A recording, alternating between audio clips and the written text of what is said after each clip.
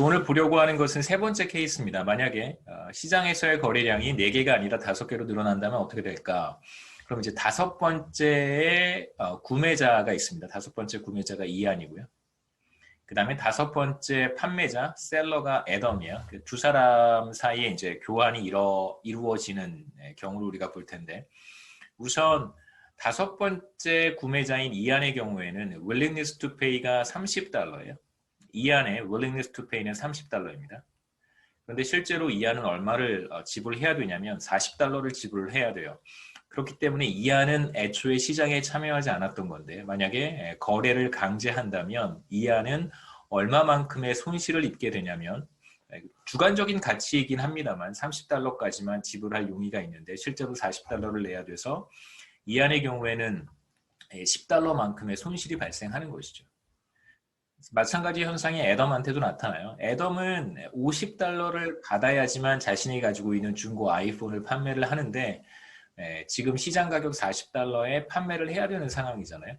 그래서 자신이 받아야 되는 가격보다 $10 적게 받고 판매를 해야 돼요. 그래서 애덤 같은 경우에도 $10만큼의 손실이 발생합니다. 그래서 시장에서 거래가 되는 균형 거래량보다 더 많은 거래량을 강제한다면 애덤과 이안의 경우에 각각 $10씩 손실이 발생하겠죠. 그 손실을 그림으로 표현하면 정확히 여기 레몬 색깔로 표시된 이 영역만큼 손실이 발생해요. 그래서 보시면 그 경제 전체, 그러니까 사회 전체의 편익, 사회적 편익이라고 하는 것이 얼마만큼 줄어드냐면, 물론 거래량은 5개로 늘어나지만 사회적 편익은 이안한테서 $10만큼 줄어들고 애덤한테서 $10만큼 줄어들어서, 원래는 편익이 얼마였었냐면 $120였었잖아요. 4개가 거래가 될 때. 그런데 이제 5개로 강제한다면 추가로 시장에 들어온 사람들은 소비자 잉여, 생산자 잉여를 모두 잃어버리기 때문에 일부 희생하는 것이기 때문에 이안 $10, 애덤 $10만큼 잉여가 감소하겠죠. 그래서 이 경우에는 이제 $100로 감소하게 됩니다. 그래서 여기에서 뭐 간단하게 계산할 수 있는 방법은 그림에서 봤듯이 이제 수요 곡선과 공급 곡선 사이의 차이인 거잖아요. 이렇게 우리가 스무드하게 그려본다면, 균형 거래량보다 더 많은 거래량을 강제하게 된다면 결과적으로 이제 이 영역만큼의 사회적 잉여가 사라진다는 걸 우리가 확인한 것입니다. 그래서 이 차이만큼이 바로 러스가 되고요. 그래서 경쟁 균형, 완전 경쟁 균형에서 우리가 달성할 수 있는 총 편익 혹은 뭐 사회적 편익, 사회적 잉여 뭐 다 뭐 같이 사용할 수 있는 표현입니다.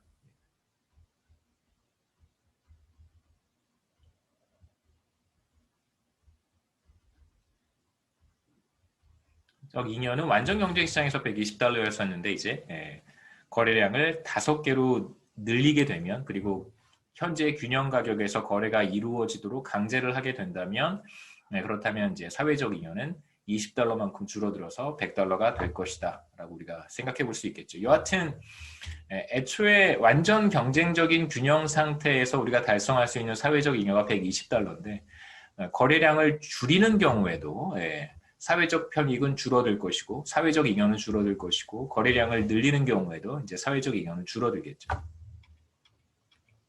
혹시 질문 있으세요? 오늘 챕터 7을 다 끝내는 게 제 미션입니다. 혹시 그래서 중간중간에 제가 좀 말을 빨리 하거나 혹은 그러진 않겠지만 논리적 비약이 좀 있거나 단계 넘어갈 때 어떻게 그렇게 넘어가는 것인지 혹시 이해가 잘 되지 않으면 언제든 질문을 해주시기 바랍니다. 그래서 파레토 이피션시에 대한 이야기를 해야 되는데요. 파레토 효율. 파레토 효율이라고 하는 것은 밑에서 제가 정의를 하겠습니다만, 지금 우리가 간단한 이그젬플에서 살펴봤던 것이 뭐냐면, 중고 아이폰에서 완전 경쟁적인 시장에서 달성되는 균형은 사회적 잉여를 가장 크게 만들어 준다는 것입니다. 그렇죠? 그래서 완전 경쟁 균형이라고 얘기해도 괜찮아요. 경쟁 균형은 경쟁 균형에서 사회적 잉여가 극대화된다 이렇게 우리가 이야기를 합니다. 여기서 그 효율적이다라고 하는 개념은 뭐냐면 바로 사회적 잉여가 극대화된다는 뜻이에요. 그래서 뭐 당연히 자기 자신, 그러니까 더 높은 가치를 얻을 수 있는 소비자들이 시장에 들어와서 구매를 하고 그 다음에 더 높은 잉여를 얻을 수 있을 거라고 생각하는 생산자들이 혹은 공급자들이 시장에 들어와서 이제 판매를 하겠죠. 그런 상황을 우리가 효율적이다라고 이야기를 합니다. 그 다음에 이 효율성에 대한 이제 가장 중요한 정의, 그러니까 파레토 이피션트하다라고 하는 정의가 뭐냐면 제가 아랫부분에 정리를 했는데요. 이제 어떤 자원 배분이 파레토 효율적이다라는 우리가 표현을 합니다. 자원 배분이라고 하는 개념이 좀 어려울 수 있는데 뭐 다양하게 우리가 실제로 사용할 수 있어요. 우리가 앞에 예에서 중고 아이폰 거래에서 자원 배분이라고 하는 것이 실제로 있어요. 그게 뭐냐면 4개의 중고 아이폰이 판매자로부터 소비자로 이렇게 넘어간 거잖아요. 그렇죠? 실제로 거래량을 제한하거나 거래량을 뭐 5개로 늘리는 그런 정책을 시행하지 않는다면, 그래서 뭐 경쟁 시장에 맡겨둔다면 4개만큼 거래가 이루어질 텐데, 자원 배분이라고 하는 것은 바로 4개의 아이폰을 판매자가 자신이 가지고 있는 4개의 아이폰을 구매자한테 판매를 한 것이죠. 이게 일종의 이제 자원 배분이에요. 4개의 아이폰이 판매자로부터 소비자에게 넘어가는 것. 그게 바로 자원 배분이고요. 파레토 효율적이라고 하는 것은 누군가가 손해를 보지 않고서는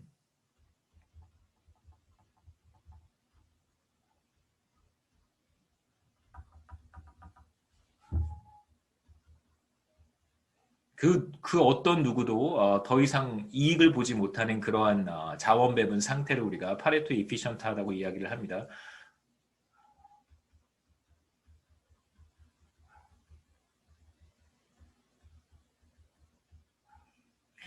그래서 파레토 이피션트하다라는 의미는 당연히 사회적 잉여가 극대화되는 상태이고요. 그러니까 이 잉여를 더 크게 만들어줄 수 없는 거예요. 누군가 손해를 반드시 봐야 되는 것이죠. 그러니까 더 이상 극대화할 수는 없어요. 만약에 더 극대화할 수 있다면 그건 효율적인 상태가 아니다라고 우리가 얘기를 합니다. 그러니까 누군가 손해를 보지 않고서도 누군가 이득을 볼 수 있다면 그건 당연히 이피션트한 상태가 아니겠죠. 더 극대화될 수 있는 거니까. 그래서 경쟁 균형 상태에서는 누군가 손해를 보지 않고서는 또 다른 누군가에게 이득을 제공할 수 없는 그런 상태를 의미를 합니다. 그래서 경쟁 균형은 파레토 이피션트한 거예요. 말씀드렸듯이 사회적 잉여가 극대화되었기 때문에 더 이상 극대화할 수 없습니다. 그게 바로 효율적인 상태고요. 누군가 이득을 볼 수 있다면, 다른 사람이 손해를 보지 않았음에도 불구하고 누군가 이득을 볼 수 있다면 지금 자원 배분 상태는 이피션트한 상태는 아니겠죠. 첫 번째, 제가 여기 챕터 7에서 두 가지 가격의 기능, 균형 가격의 어떤 기능을 말씀드릴 텐데, 그 첫 번째가 가격의 기능이라고 할 수 있어요. 경쟁 시장에서 우리가 지금 하고 있는 이야기는 경쟁 시장에서 성립하는 이야기들입니다. 그래서 현실에서의 시장은 사실 이렇게 완전 경쟁적인 상황은 아니지만 그래도 대체로 완전 경쟁적인 상황과 비슷한 시장들을 우리가 어렵지 않게 볼 수는 있어요. 물론 이제 완벽하게 완전 경쟁적이진 않겠지만 비교적 경쟁이 치열한, 참가자들이 굉장히 많고 경쟁이 치열한 시장들을 우리가 어렵지 않게 확인해 볼 수는 있습니다. 이제 그러한 시장들에서 뭐 우리가 자원 배분의 효율성 이야기를 할 수 있겠죠. 그래서 균형 가격, 시장에서 결정된, 경쟁 시장에서 결정된 균형 가격의 첫 번째 중요한 기능 중에 하나가 뭐냐면 효율적인 자원 배분을 달성하는 것인데, 나중에 두 번째 기능도 효율적인 자원 배분을 달성하는 건데요. 여기서의 효율적인 자원 배분이라고 하는 것은 소비자와 생산자 사이에 효율적인 자원 배분을 의미합니다. 그러니까 여기서의 자원이라고 하는 건 그러니까 resource allocation인데요. 여기서 이제 자원이라고 하는 것이 생산된 재화와 서비스겠죠, 그렇죠? 재화와 서비스의 배분을 효율적으로 만들어주는 기능을 합니다. 그래서 그러니까 가장 높은 가치를 두고 있는 소비자들이 그 재화를 구매하는 것이고요. 그 다음에 가장 낮은 비용으로 그 재화를 생산할 수 있는 생산자들이 실제로 그 재화를 판매하는 것이죠. 그래서 우리가 사회적 잉여를 이렇게 그림으로 표현을 했습니다. 수요 곡선과 공급 곡선이 있으면 바로 이쪽 면적이 사회적 잉여를 의미하는 것이죠. 지금 우리가 확인했던 것은 사실 뭐 소비자들이나 생산자들이나 자신의 이익을 추구를 해요. 그러니까 개인의 사적인 이익을 추구하는 사람들입니다. 그러니까 사적인 이익을 추구하고 있음에도 불구하고 마치 누군가의 어떤 지시를 받는 것처럼 그렇게 행동을 하는 것처럼 보이죠. 경제 전체 혹은 시장 전체의 잉여를 극대화하도록 누군가가 지시를 한 것처럼 마치 꼭 그렇게 행동을 하는 것 같아요. 그 기능을 바로 시장 가격이 균형 가격이라고 하는 것이 이제 그 기능을 수행을 하는 것이고, 그래서 이걸 이제 우리가 보이지 않는 손에 의해서 사적 이익을 추구하는 사람들이 그러니까 사적 이익 추구의 결과 나타나는 어떤 자원 배분이 사회적 잉여를 극대화한다고 얘기할 수 있습니다.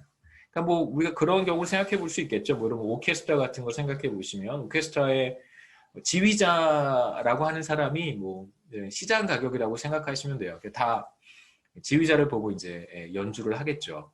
물론 사실은 뭐 이렇게 뒤에 앉은 뭐 바이올린 같은 경우에 뒤에 앉은 사람들은 맨 앞에 있는 뭐 악장이라든가 수석의 그 보임 같은 거 보고 이제 따라서 연주하겠지만 뭐 이제 그냥 간단하게 우리가 생각해 본다면 오케스트라를 잘 모르는데 지휘자만 보고 연주를 한다고 생각할 수도 있겠죠. 그 지휘자가 바로 시장 가격이라고 생각할 수 있습니다. 그러니까 뭐 연주하는데 바이올린 파트에 있는 사람이 저쪽에 있는 뭐 저쪽 뒤에 있는 타악기 하는 사람 신경 쓰면서 연주하지는 않잖아요. 그렇죠? 그런 상황이라고 생각할 수 있어요. 두 번째 우리가 생각해 보려고 하는 간단한 이그젬플은 어떤 기업, 마이크로칩을 생산하는 어떤 기업인데 공장이 두 개가 있습니다. 하나는 70년대에 지어진 공장이어서 좀 오래된 공장, 올드 플랜트고요. 그 다음에 또 다른 공장은 2010년에 만들어진 뉴 플랜트예요. 그래서 이제 두 공장이 있는데 아무래도 70년대에 만들어진 공장은 여러 가지 기술 수준이라든가 어떤 설비라든가 이런 것들이 조금 노후되고 옛날 기술을 채택했기 때문에 올드 플랜트에서의 비용이 조금 생산 비용이 조금 더 높다라고 우리가 가정할 수 있겠습니다. 그래서 똑같은 마이크로칩을 생산한다고 할 때 예를 들면 뭐 2만 개를 생산한다고 했을 때 올드 플랜트에서의 한 개 비용이 뉴 플랜트에서의 한 개 비용보다 높다고 우리가 생각해 볼 수 있겠죠. 올드 플랜트에서의 기술이 과거 기술 같은 걸 채택한다든가 아니면 뭐 전반적으로 이 커패시티가 좀 작다든가 뭐 여러 가지 이유를 우리가 생각해 볼 수 있을 거예요. 예를 들어 4만 개를 생산한다고 해도 올드 플랜트에서의 한 개 비용이 뉴 플랜트에서의 한 개 비용보다 큽니다. 그러니까 생산량이 어떠하든 상관없이 항상 올드 플랜트에서의 한 개 비용이 뉴 플랜트에서의 한 개 비용보다 크다고 한번 생각해 보죠. 몇 가지 가정을 해야 되는데 올드 플랜트에도 이제 플랜트 매니저가 있고 뉴 플랜트에도 플랜트 매니저가 있어요. 근데 이 두 사람은 서로 뭐 커뮤니케이션을 하거나 얼마만큼을 생산할지를 서로 이렇게 협의하지 않고 각자 이제 자신에게 맡겨진 플랜트의 이제 생산 의사결정을 각자 독립적으로 한다라고 한번 해보죠. 두 플랜트는 생산 의사결정을 독립적으로 하는 거예요. 서로 협의를 하거나 뭐 얼마만큼 생산할지 의논하지 않습니다.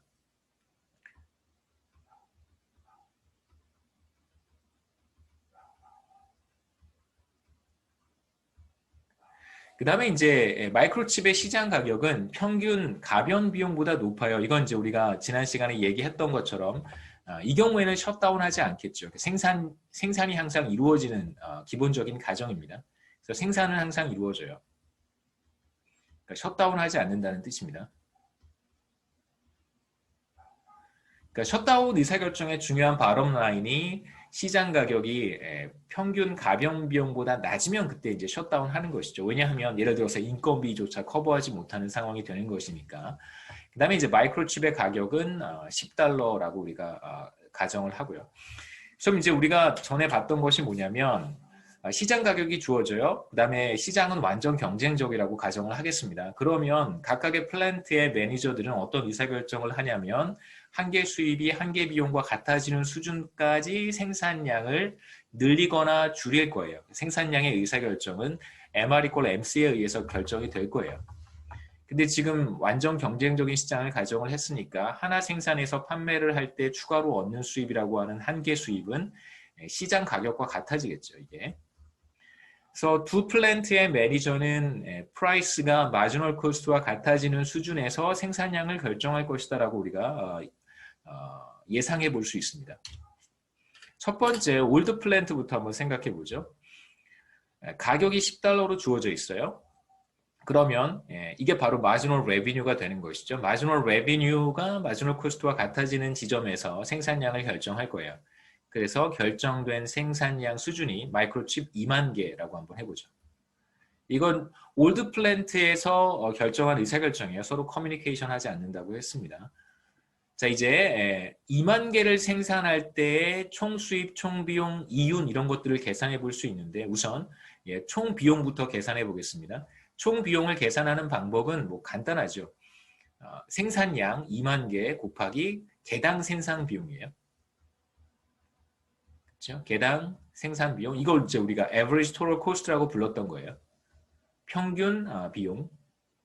평균 비용이고 이걸 그냥 우리가 뭐 그냥 일상적인 용어로 표현을 하면 개당 생산 비용이 되고 더 뭐 일상적인 용어로 표현을 한다면 그 뭐라고 하죠? 단가죠, 단가. 생산 단가를 의미하는 거예요. 그래서 개당 생산 비용 혹은 단위당 조금 더 경제학스러운 표현은 이제 단위당 생산 비용이라고 우리가 표현을 합니다. 평균 비용은 단위당 생산 비용이에요. 자, 이렇게 해서 우리가 총 비용을 계산할 수 있는데 총 비용은 2만 개를 생산할 때 average total cost가 단가가 정확히 $10와 같아요. 그래서 2만 개 곱하기 $10, $200,000가 이제 총 비용이 되고 그림에서는 어떻게 생각해 볼 수 있냐면 바로 여기가 평균 비용이잖아요. 그러면 생산량 곱하기 평균 비용을 하면 이 네모 안의 면적이 바로 총 비용이 됩니다. 그 다음에 이윤도 계산해 볼 수 있어요. 총수입 마이너스 총비용이에요. 그러니까 총수입을 계산하고 우리가 앞서 계산한 코스트를 빼서 이윤을 계산할 수도 있고 혹은 이러한 방식으로 이윤을 계산할 수도 있다고 했습니다. 하나 팔았을 때 발생하는 수입, 그 바로 가격이죠. P. 그 다음에 이제 하나 생산할 때 발생하는 생산 비용, 단가. 그 가격과 단가 차이를 계산한 다음에 여기에 이제 생산량을 곱하면 이윤이 되겠죠. 이렇게도 우리가 계산할 수 있다는 것을 지난 시간에 봤습니다. 가격도 $10고 그 다음에 평균 비용도 $10니까 그렇죠? 생산 단가도 $10니까 이건 제로가 되고 올드 플랜트에서의 이윤은 제로가 됩니다. 다시 말하면 총 수입도 $10에 모두 2만 개를 생산하는 거니까 총 수입도 $20,000가 되고요. 총 비용도 $20,000가 되니까 올드 플랜트에서는 이제 전혀 이윤이 발생하지 않는 거예요. 제로 프로핏입니다. 뉴 플랜트로 한번 가보죠. 뉴 플랜트에서도 똑같이 마이크로칩의 가격은 $10로 주어져 있어요. 경쟁적인 시장이기 때문에 시장 가격을 주어진 것으로 받아들입니다. 이 기업은. 그러면 뉴 플랜트의 매니저는 어떤 의사결정을 하냐면 한개 수입이죠. 바로 가격이. 한개 수입과 한개 비용이 같아지는 점에서 생산량을 결정을 할 거예요. 그 생산량이 바로 이제 5만 개입니다. 그래서 여기 마지널 코스트와 마지널 레비뉴가 만나는 점이 이제 여기니까요. 여기에서 생산량은 이제 5만 개가 되고 마찬가지로 수입과 비용과 이윤을 한번 계산해 볼 텐데 우선 비용을 계산해 볼 수 있어요. 비용 어떻게 계산하냐면 단가 곱하기 생산량이니까 단가는 바로 평균 비용이죠. 5만 개를 생산할 때의 평균 비용은 여기에 있어요. 이게 바로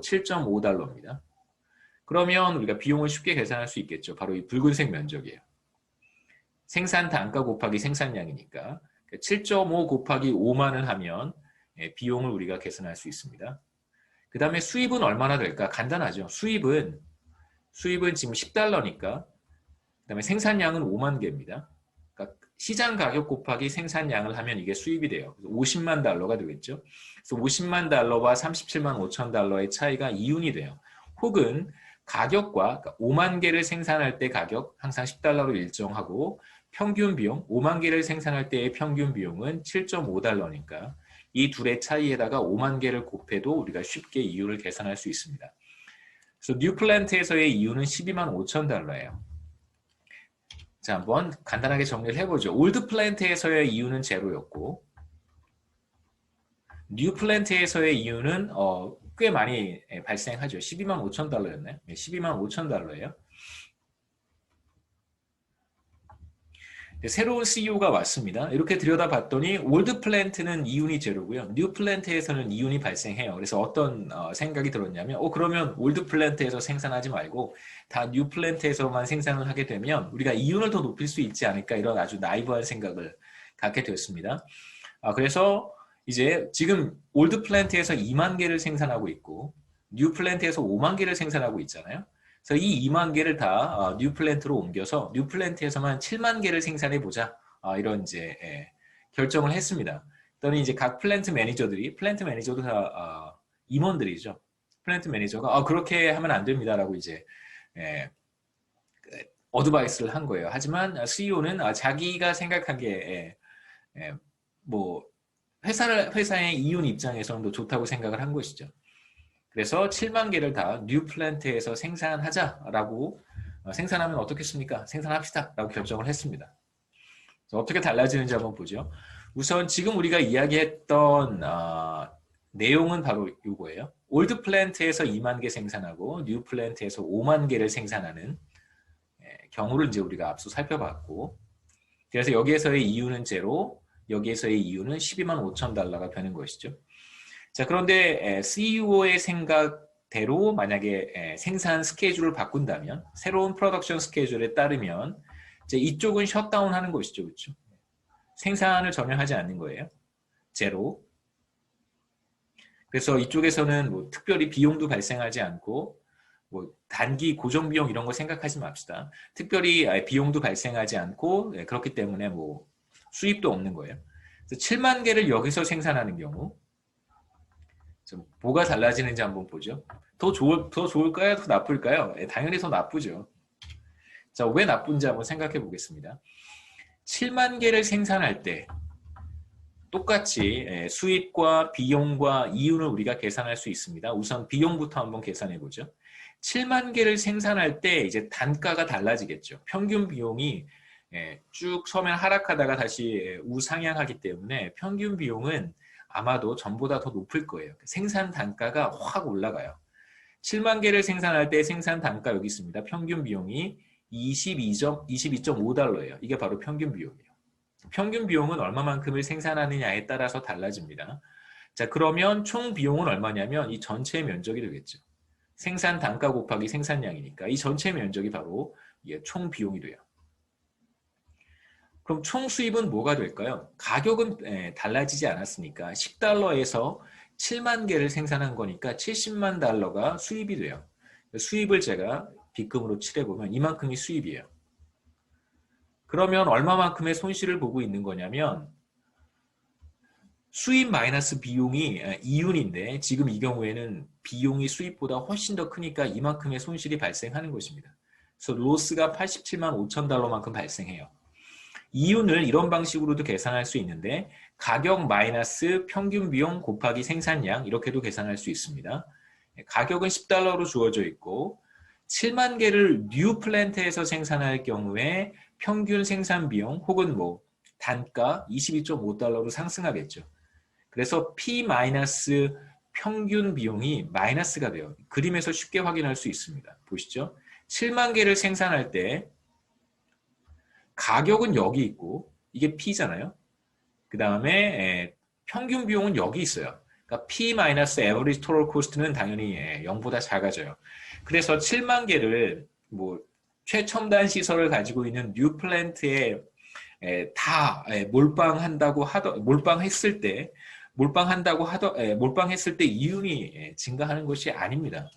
오히려 이윤이 마이너스가 되는 것이죠. 그나마 이윤을 14만 5천 달러인가요? 네. 2만 개, 5만 개 나눠서 생산하고 있었을 때는 이윤이 0보다 컸었는데 뉴 플랜트라고 해서 거기에 몰빵을 해버리면 오히려 이윤은 마이너스가 되고 이런 의사결정을 한 CEO는 회사에서 쫓겨나겠죠. 자, 어떤 그 경제학적인 로직이 작동하는 것일까? 어떤 리즈닝이 작동하는 것일까? 논리를 한번 생각해 봅시다. 자, 출발점은 뭐 최초의 균형이어도 상관없고요. 2만 개, 5만 개를 나눠서 생산하는 균형이어도 상관없고, 아니면 올드 플랜트는 전혀 생산하지 않고 뉴 플랜트에서만 7만 개를 생산하는 경우를 생각해도 괜찮습니다. 우리는 두 번째 경우, 올드 플랜트에서는 하나도 생산하지 않고 지금 이제 CEO가 선택한 새로운 프로덕션 스케줄을 우리가 출발점으로 한번 생각해 보려고 해요. 7만 개를 생산하고 있어요. 여기 이제 몰빵한 거죠. 자, 이제 우리가 어떤 그 변화를 한번 생각해 볼 수 있냐면, 뉴 플랜트에서 뉴 플랜트의 생산량, 마이크로칩 생산량을 하나만큼 줄이는 거예요. 여기서 한 개 적게 생산하고 7만 개 중에서 69,999개를 뉴 플랜트에서 생산하고 이제 한 개를 올드 플랜트에서 생산하는 경우로 생각해 봅시다. 이제 한 개 생산하는 거죠. 그럼 이제 어떤 변화가 나타날까? 우선 뉴 플랜트에서 생산량을 한 단위 줄이면 우리가 비용을 세이브할 수 있어요. 여기서 세이브할 수 있는 비용이 얼마만큼이냐면 마지널 코스트만큼이에요. 여기서 MC만큼을 우리가 세이브할 수 있습니다. 여기서 보시면 뭐 대충 얘기했을 때 7만 개에 해당하는 7만 번째 마이크로칩의 한 개 비용이 $30란 말이에요. 그래서 여기서 생산량을 7만 개에서 69,099개로 한 단위 줄이면 $30를 세이브할 수 있어요. 뉴 플랜트에서 $30를 세이브하고 그럼 이제 올드 플랜트에서 생산을 한 단위 늘렸으니까 거기에서 비용이 발생하겠죠. 추가로 발생하는 비용이 마지널 코스트인데 올드 플랜트에서 발생하는 추가적인 비용은 $10가 되지 않아요. 그러니까 여기에서 우리는 얼마만큼을 부담해야 되냐면 뉴 플랜트에서 $10를 추가로 부담을 해야 됩니다. 예를 들면 $10보다 적죠. 뭐 한 $9, $8 정도 돼요. 이쪽에서는 우리가 $30를 세이브할 수 있어요. 그러니까 뉴 플랜트에서 $30를 세이브하고 올드 플랜트에서 $10를 추가로 부담해야 되니까 결과적으로는 $20 이상을 세이브할 수 있는 거예요. 그래서 한 단위를 이쪽에서 일로 넘기면 그럼 또 넘겨요. 그러면 뭐 $30만큼은 아니겠지만 여전히 상당히 많은 비용을 세이브할 수 있고 여기서 발생하는 비용은 여전히 $10보다 적어요. 그러면 계속해서 보내는 거예요. 뉴 플랜트에서 올드 플랜트로. 그럼 세이브하는 것이 추가로 발생하는 비용보다 항상 더 크니까 계속해서 비용을 절감할 수 있는 것이죠. 계속해서 줄여가는 거예요. 여기까지 와도 줄일 수 있는 게 $10가 넘고 보시죠? 여기 차이가 2만 개란 말이에요. 그래서 5만 개에서 7만 개에서 5만 개까지 올 때 마지널 코스트는 계속해서 떨어져요. $10 쪽으로 계속해서 떨어집니다. 그런데 이제 이쪽에서 보면 0개에서 2만 개 사이를 보면 마지널 코스트는 $10보다 적어요. 그 말은 무슨 말이냐면 뉴 플랜트에서 세이브하는 것이 올드 플랜트에서 추가로 부담하는 것보다 항상 더 큰 거예요. 그러니까 계속해서 비용을 절감할 수 있는 거예요.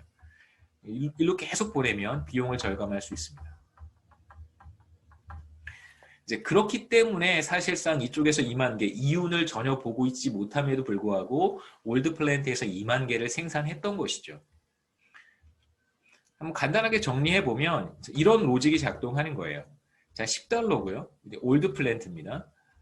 그 다음에 자신의 MC만큼이겠죠. 뉴 플랜트도 마찬가지예요. $10. 그러니까 MR = MC 컨디션을 제가 여기다 쓴 겁니다. 이렇게 한번 다시 써볼까요? P는 MC고요. 이쪽이 P는 MC예요.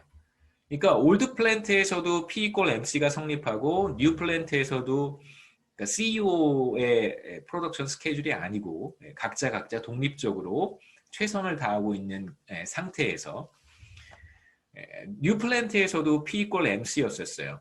근데 지금 어떤 상황이 벌어진 것이냐면 만약에 올드 플랜트가 낙후됐다고 해서 노후됐다고 해서 여기 생산량을 하나를 끌어다가 이쪽으로 옮기면 어떤 일이 벌어질까? 우리는 지금 뉴 CEO는 2만 개를 다 저쪽으로 넘겨버린 거잖아요. 지금 만약에 하나를 옮긴다면 어떻게 될까를 생각해 보시죠. 하나를 이렇게 옮기면 어떤 일이 벌어지냐면 우리 그래프에서 마지널 코스트가 프라이스보다 작아집니다. 무슨 말이냐면 보시죠. 여기에서 생산량을 이 수준에 있었는데 하나 줄이면 이제 마지널 코스트가 가격보다 더 떨어지잖아요. 그렇죠? 그래서 이런 상황이 벌어져요. 한 단위를 이쪽으로 보내면 그 다음에 이쪽에서는 어떤 일이 벌어질까요? 하나를 더 생산하기 시작하면 그때부터는 여기에서 한 칸 오른쪽으로 간 거니까 마지널 코스트가 프라이스보다 더 높아집니다. 여기에서는 이런 상황이 벌어져요. 그러니까 이게 뭘 뜻하냐면 프라이스가 마지널 코스트보다 크다는 건 하나를 더 생산해서 판매를 하면 여기에서는 이윤을 얻을 수 있는 여지가 있는 건데 그걸 포기했어요. 그렇기 때문에 여기에서 손실이 발생해요. 그렇죠. 손실 발생한 거예요. 근데 이쪽에서도 손실이 발생해요. 그렇죠. 가격이 죄송합니다. MC가 더 크죠. 예. 아무도 지적을 안 하셔서. MC가 이쪽 뉴 플랜트에서 하나를 더 생산하면 MC가 프라이스보다 더 커지니까 이렇게 생겼잖아요. 그렇죠? 여기에서 하나 더 옮기면 MC가 프라이스보다 더 높은 거죠. 한계 비용이. 그럼 여기에서도 어떤 일이 벌어지냐면 손실이 발생하는 것이죠. 그러니까 지금 P 이꼴 MC, P 이꼴 MC인 상태에서 하나를 이렇게 넘겨버리면 그렇게 되면 이쪽에서도 올드 플랜트에서도 이윤을 얻을 수 있었던 기회를 포기했기 때문에 손실이 발생하고요. 오른쪽에서는 손실이 발생하는 행위를 한 거예요. 더 많은 비용을 지불하고 생산을 한 것이기 때문에 당연히 이쪽에서도 손실이 발생하는 것이죠.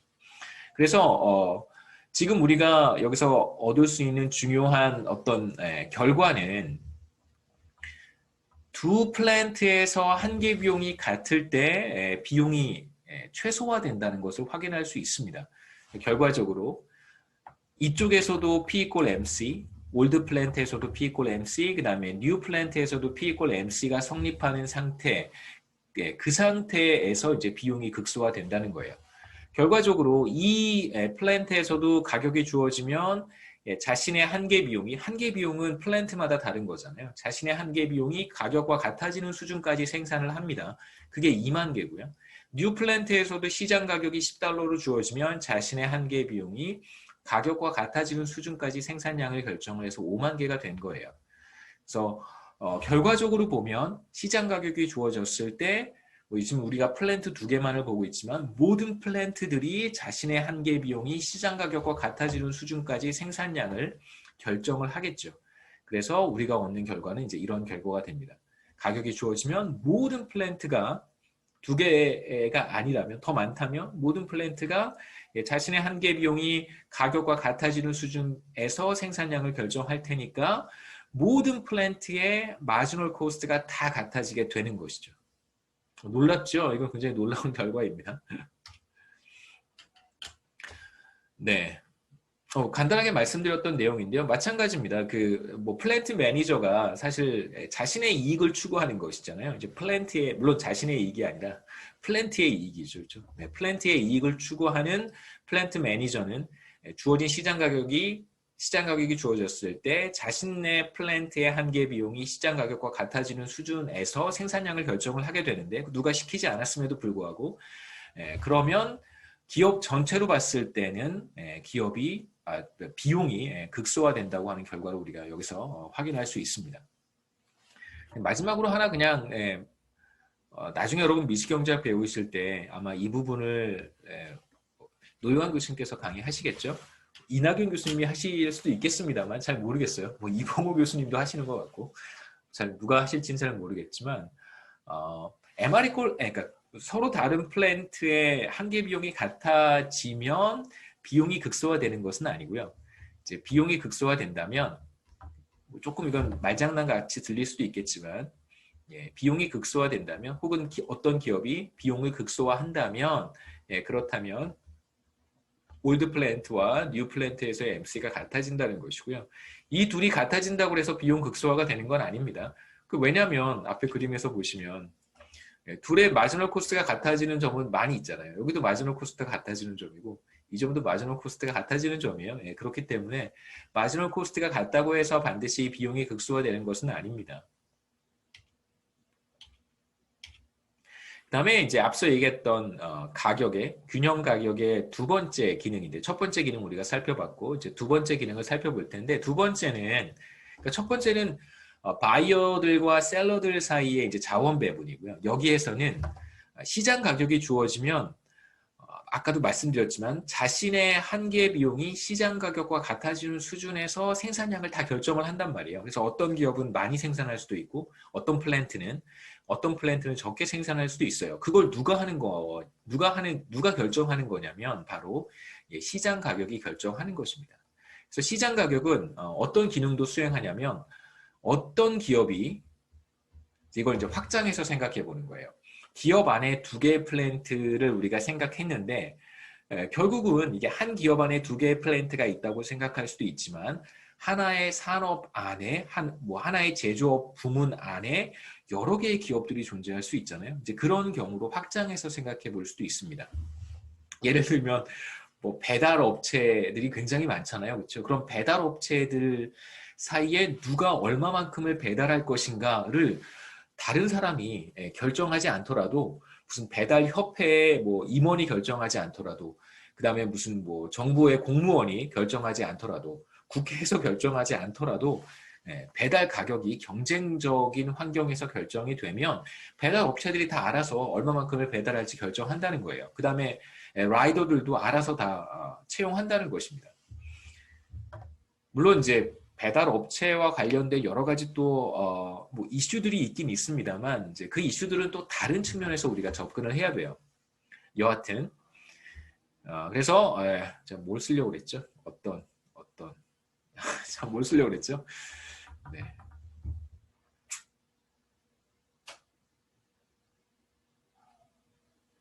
잠시 생각이 멈춰서 두 번째 시장 가격의 중요한 기능 중에 하나, 두 번째 기능입니다. 두 번째 기능 중에 하나는 어떤 기업이 얼마만큼 생산할 것인가를 누가 결정하냐면 시장 가격이 결정합니다.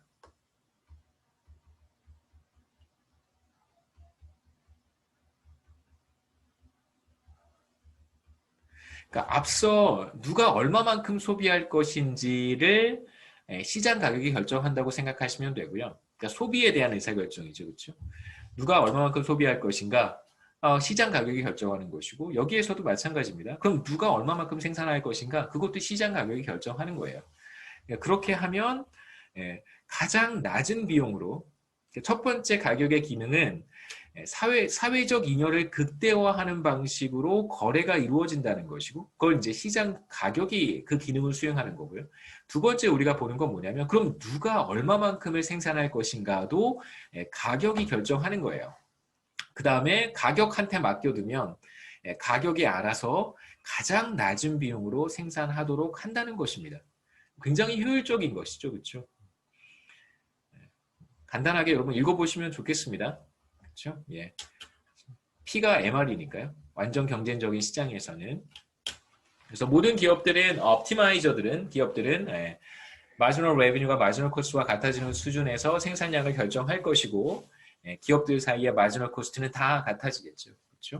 왜냐하면 모든 기업들이 동일한 시장 가격을 프라이스 테이커이기 때문에 그렇습니다.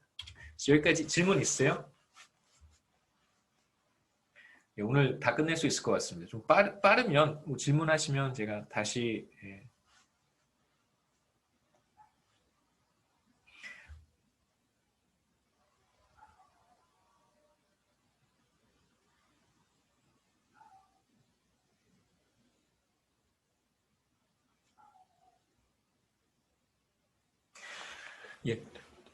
그 다음에 보려고 하는 건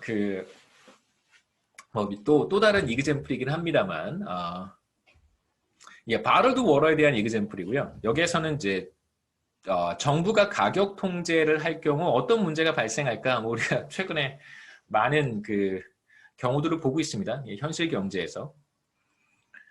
많은 경우들을 보고 있고 제가 개인적으로 되게 안타깝게 생각하는 거는 뭐 정치적 견해 이런 걸 떠나서 정말 최근 들어서 경제 관련된 그 뉴스들이 정말 많이 없는 것 같아요.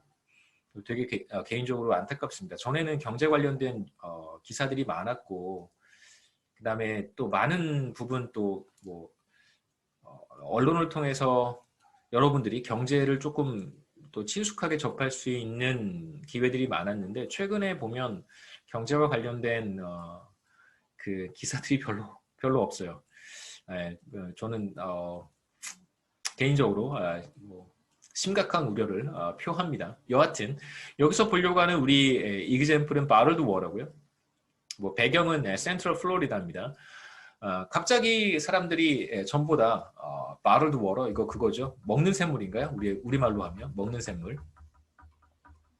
뭐 저기 뭐죠? 뭐 삼다수라든가 뭐 그런 거죠. 삼다수 뭐 또 뭐 있죠? 예. 갑자기 삼다수밖에 생각이 안 나는데요. 또 그러면 또 삼다수를 광고하는 것 같아서 뭐 풀무원 뭐 이런 거 생각해 볼 수 있습니다. 뭐 얼마 전에도 이제 인천 같은 경기 지역 일부에서 그 수돗물에서 뭐죠? 녹물이 나왔죠, 그렇죠? 예, 녹물.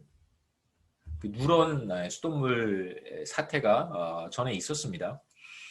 이제 만약에 그런 상황이 벌어지게 되면 집집마다 이제 정수기를 쓰는 집들이 굉장히 많으니까요. 저는 정수기 저희 안 쓰고요. 그냥 저는 저희 가족은 저희 다른 사람들은 저희 집에 같이 사는 다른 사람들은 먹는 샘물 바를도 워러 마시고 저는 그 수돗물 이렇게 브리타에 이렇게 내려서 한 번 걸러서 그냥 마셔요. 뭐 저는 정수기 같은 거 잘 쓰지 않습니다. 그냥 브리타 그게 제일 나은 것 같아요. 뭐 제가 만약에 나중에 나이 들어서 어디 병실에 누워 있으면 저 사람 옛날에 경제학 원론 가르쳤던 사람인데 브리타에 물 걸러 먹다가 저렇게 됐구나라고 생각하시면 될 것 같습니다. 오래 사는 게 그렇게 행복한 일인가 이런 생각도 요즘 많이 들고요. 먹는 물에 대해서 별로 그렇게 개의치 않습니다. 전 수돗물 그냥 브리타에 한 번 내려서 먹어요. 갑작스럽게 이런 이제 수돗물 사태 같은 것들이 수돗물에 어떤 문제가 생겼다. 이런 사태가 이제 발생하게 되면 사람들이 정수기를 쓰던 사람들이 이제 먹는 샘물로 이렇게 갈아탈 수 있습니다. 대표적인 뭐 대체제라고 할 수 있겠죠. 먹는 샘물과 이제 정수기를 이용한 마시는 물은 사실 대체 관계에 있는 것이니까. 그래서 갑작스럽게 이러한 뭐 상황들 때문에 사람들이 전보다 더 많은 바를드 워러를 찾기 시작했다. 그럼 이제 수요가 증가하겠죠. 그림에서처럼 수요 곡선이 바깥쪽으로 이동할 거예요. 가격과 무관한 요인으로 인해서 사람들이 바를드 워러에 대한 수요량을 늘리면 이렇게 수요 곡선이 바깥쪽으로 이동합니다. 그러면 보이지 않는 손은 어떤 식으로 작동할까? 당연히 시장 가격이 상승하겠죠. 시장 가격은 전보다 높아질 거예요. 그렇게 되면 기존에 다른 일을 하던 사람들이 이제 바를드 워러를 배달하거나 바를드 워러를 이제 공급하는 일을 이제 하기 시작해요. 왜냐하면 전까지는 다른 일을 해도 뭐 이렇게 어느 정도 수입을 벌 수 있었는데 이쪽 바를드 워러 시장에서 가격이 상승하게 되면 이쪽으로 들어와서 이쪽에서 뭐 배달을 한다든가 공급을 한다든가 혹은 뭐 전보다 더 많이 생산하는 경우, 다양한 경우를 생각해 볼 수 있는데 여기에서는 트러커들이에요. 다른 일을 하던 트러커들이 이제 플로리다에 가서 먹는 샘물, 뭐 바를드 워러를 배달하는 일을 하게 된다면 전보다 더 많은 돈을 벌 수 있기 때문에 그런 것이죠. 개인적인 사적인 이익 때문에 그렇게 하는 것입니다. 그러니까 플로리다 바깥에 사는 바깥에 있는 트러커들도 들어와서 바를드 워러를 공급하는 일을 할 수도 있을 거예요. 뭐 그러한 다양한 경우를 우리가 생각해 볼 수 있겠죠. 그래서 가격은 상승하고 그 다음에 거래량은 늘어나겠죠. 그게 바로 우리가 예상해 볼 수 있는 이제 보이지 않는 손의 역할이라고 할 수 있고요. 문제는 뭐냐면 바를드 워러 가격이 상승하니까 뭐 사람들이 불만을 갖는 사람들도 있을 거예요. 대체로 어떤 사람들일까요? 여기서 불만을 갖는 사람들은 전에는 전의 가격에서 뭐 어떤 사람들 생각해 보면 좋을까요? 어,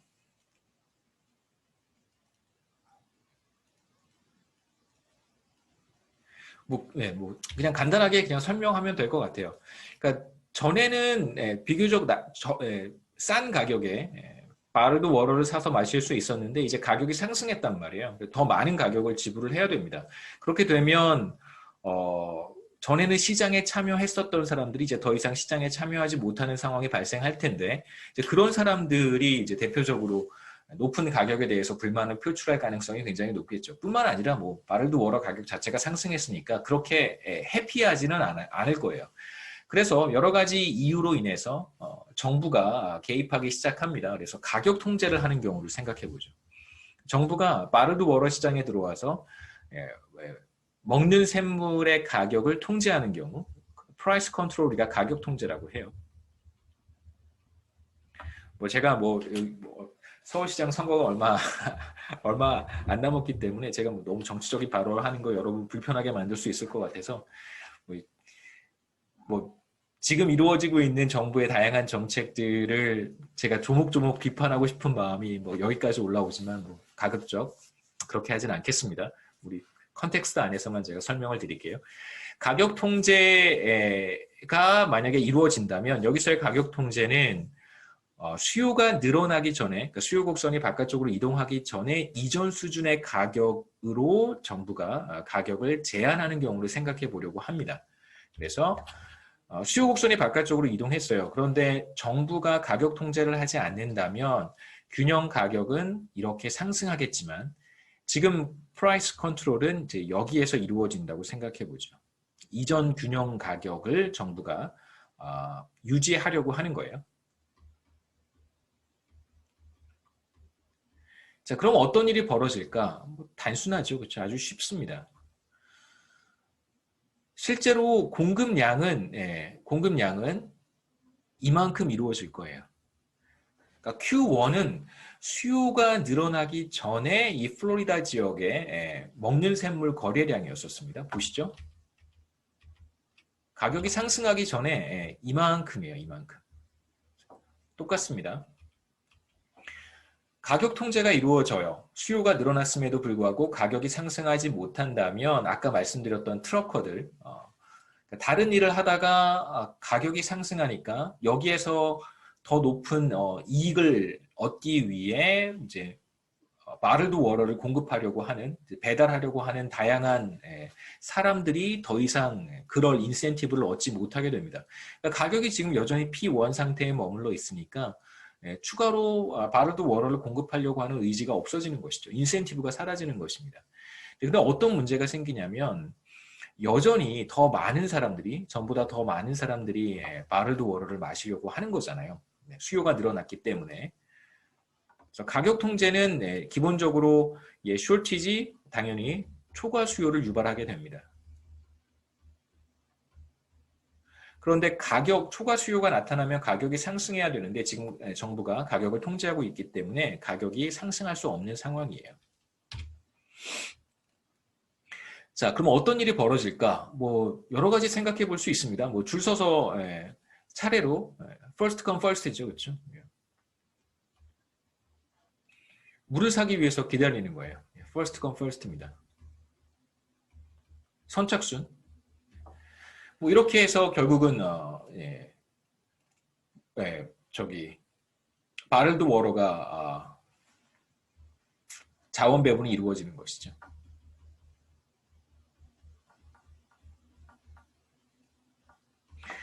그러니까 시장이 효율적이다라고 했을 때는 사실 어떤 재화, 굿즈나 서비스에 가장 높은 가치를 부여하는 사람들이 그 재화를 구입하는 거잖아요. 그렇죠? 그다음에 그 재화의 가치를 그만큼 그러니까 시장 가격만큼 내가 그 굿즈나 서비스에 대한 가치가 시장 가격보다 낮으면 저는 그 굿즈나 서비스를 구매하지 않을 거예요.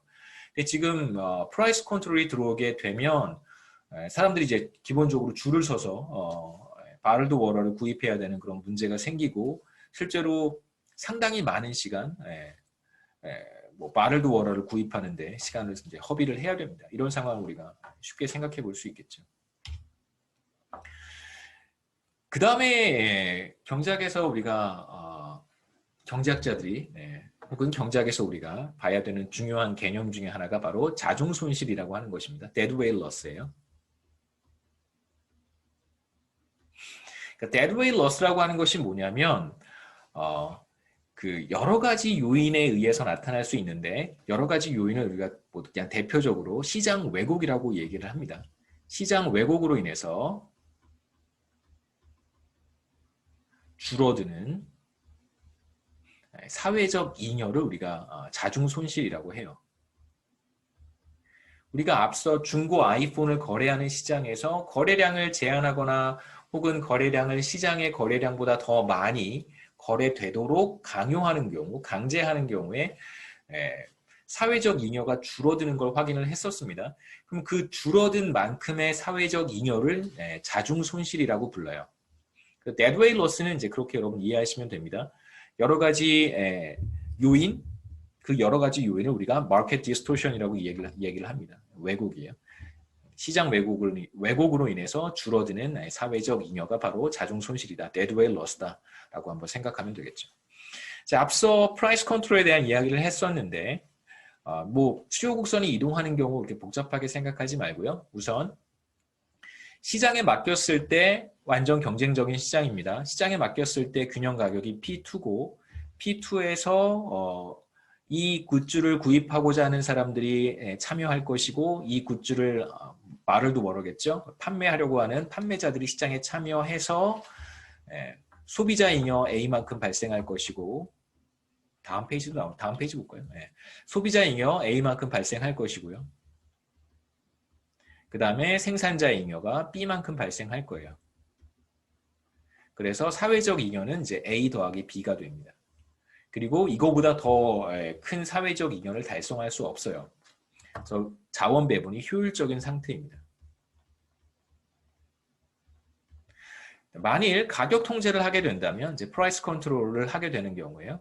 가격 통제는 이제 편의상 균형 가격인 P2보다 낮은 수준에서 가격을 통제한다라고 한번 해보죠. 소비자들이 높은 가격을 지불하는 것을 원치 않아서 정부가 시장에 개입을 하고 여기에서 이제 가격을 P1으로 통제하는 경우라고 생각해 볼 수 있습니다. 여기서 이제 완전 경쟁 시장에 정부가 개입하는 것이고요. 가격을 통제하는 경우입니다. 뭐 더 높은 경우 가격을 책정해서 가격을 통제할 수도 있고요. 예를 들면 최저임금과 같이 혹은 더 낮은 가격을 책정해서 가격을 통제할 수도 있어요. 자, 이 경우에 어떤 일이 벌어질까? 당연히 거래량은 Q1까지밖에 이루어지지 않습니다. 수요 곡선을 따라서 읽으면 안 되고요. 수요 곡선을 따라서 읽으면 소비자들은 이만큼 구매하고 싶어 하지만 공급자들이 Q1까지밖에 공급을 하지 않기 때문에 시장에서 거래가 되는 거래량은 Q1이 됩니다. 거래량은 Q1이고요. 자, 그렇게 되면 이걸 구매할 수 있는 사람들은 소비자들이 정확히 Q1까지겠죠. 뭐 한 사람이 하나씩 구입한다고 한다면 뭐 여러 개 구입할 수도 있겠습니다만 편의상 하나씩 구입한다고 한다면 Q1까지 구입을 할 것이고 그러면 우리가 쉽게 소비자 잉여를 계산해 볼 수 있어요. 수요 곡선이 바로 최대 지불 용의 가격이잖아요. 최대 지불할 수 있는 가격, 그래서 지불 용의 가격이에요. 근데 실제로 지불하는 가격은 P1이니까 이만큼이 바로 소비자 잉여가 됩니다. 그래서 거래량까지 수요 곡선 밑의 면적과 가격 사이의 차이 쭉 더해가면 이게 바로 소비자 잉여가 되고요.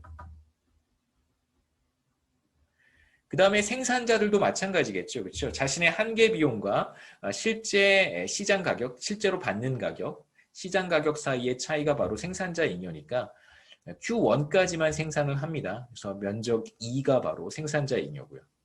그럼 끝이에요. 소비자 잉여가 C고 생산자 잉여가 E예요. 그런데 앞서 완전 경쟁 시장에 맡겨두었을 때 결정되는 P2에서 소비자 잉여와 생산자 잉여의 합, 다시 말하면 사회적 잉여는 이 삼각형의 면적이었단 말이에요. 자, 그런데 가격을 통제함으로써 거래량이 줄어들었어요. 얼마만큼의 사회적 잉여가 사라지게 되냐면 D만큼의 사회적 잉여가 사라지게 되는 것이죠. 그래서 줄어든 요 사회적 잉여가 바로 자중 손실 데드웨일 러스예요. 그래서 완전 경쟁 시장에 정부가 개입을 하게 되면 뭐 다양한 방식으로 개입할 수 있겠습니다만 뭐 세금을 통해서 개입할 수도 있고 보조금을 통해서 개입할 수도 있고 지금 우리가 보는 것처럼 프라이스 컨트롤을 통해서 개입할 수도 있습니다. 예, 그 경우에 사회적 잉여가 줄어들고 그 줄어든 사회적 잉여를 우리가 데드웨일 로스라고 부릅니다. 보시면 프라이스 컨트롤 때문에 소비자 잉여는 늘어난 것처럼 보이고요. 물론 정확히 계산을 해야 돼요. 그러니까 이게 항상 A에서 C로 가는데 이게 항상 더 커지는 건 아니에요. 여기에서는 그냥 그림상으로 크게 보이니까 커진다라고 말한 거고요. 이게 항상 그렇지 않습니다. 그때그때 다른데 왜 달라지냐면 수요 곡선과 공급 곡선의 탄력성에 대한 이야기를 우리가 전에 했는데 이 탄력성에 따라서 누가 더 베네핏을 얻기도 하고 누가 더 뭐 적게 얻기도 합니다. 뭐 차이가 좀 존재할 수는 있어요. 여하튼 여기에서는 대체로 성립하는 거고요. 삼각형의 면적 A가 여기 사다리꼴의 면적보다 더 작아요. 더 커지는 거예요. 그래서 이러한 프라이스 컨트롤은 소비자 잉여를 늘리고 반대로 이제 생산자 잉여를 줄이는 역할을 하게 됩니다. 기능을 하게 됩니다. 그 다음에 여기서의 이제 자중 손실은 D만큼 발생하겠죠. 뭐 여기에서 이제 우리가 7장에서 봤던 내용을 간단하게 정리를 하면 너무 일찍 끝나서 우리 8장도 할 수 있을 것 같습니다. 7장에서 우리가 살펴본 결과를 간단하게 정리를 뭐 해본 건데요. 뭐 한번 읽어보시면 좋겠습니다. 마지막으로 제가 하나 말씀드리고 싶은 건 뭐냐면 요 얘기는 할 필요가 있겠죠. 예. 정부가 완전 경쟁 시장에 정부가 들어가서 뭐 여러 가지 정책을 시행한다면 왜곡을 초래하게 되는 것이고 뭐 왜곡을 초래하지 않는 정책도 물론 있어요. 이제 왜곡을 초래하는 디스토션을 만들어내는 정책을 정부가 시행을 하게 된다면 그렇다면 자원 배분이 시장 가격이라고 하는 것이 자원 배분을 달성하는 게 아니고 리소스 얼로케이션은 시장 가격이 하는 거잖아요. 그렇게 되지 않고 결과적으로는 가격이 아닌 다른 요인에 의해서 자원 배분이 이루어지는 것을 우리가 확인할 수 있어요. 대표적으로 얼마만큼 오랫동안 줄을 서서 기다릴 수 있는가. 이게 바로 대표적인 리소스 얼로케이션의 한 방식이 되는 거죠. 가격을 통해서 리소스 얼로케이션이 이루어져야 되는데 뭐 아니면 얼마나 건강한지, 얼마나 힘이 센지, 누가 더 강한지 뭐 이런 거 가지고 이제 자원 배분이 더 강한 자가 더 많이 가져가는 이런 자원 배분이 이루어질 수 있습니다. 어떻게 보면 어떤 측면에서는 시장 가격이 약자를 보호하는 매우 중요한 메커니즘